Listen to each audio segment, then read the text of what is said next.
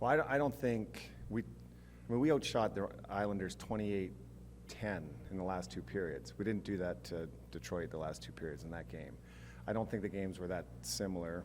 Obviously, the Islanders won this game, but they took advantage of their opportunities that they had, and much like unlike Detroit where Bish had to bail us out, this was a game we couldn't bail Bish out, and that's probably the biggest difference.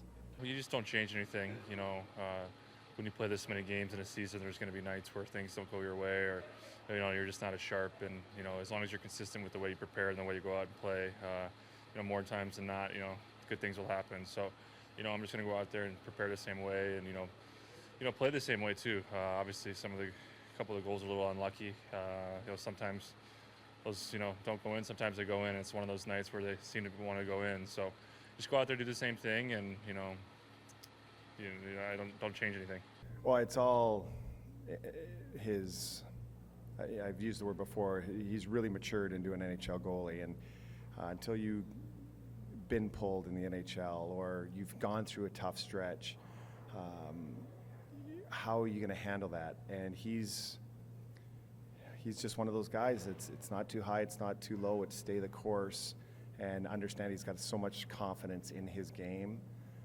And we have confidence in him, and I think the longer you're together as a group and the more situations you're put in, it just helps him. And so this is definitely not a situation Bish is afraid of. I went over to him in the third period and asked him if he was good, and he was game on. He could have gone right back in, and so that's what you got to love about him. There was no, was he ticked off, that he get pulled and how everything went. I'm not sure he was, but he wasn't.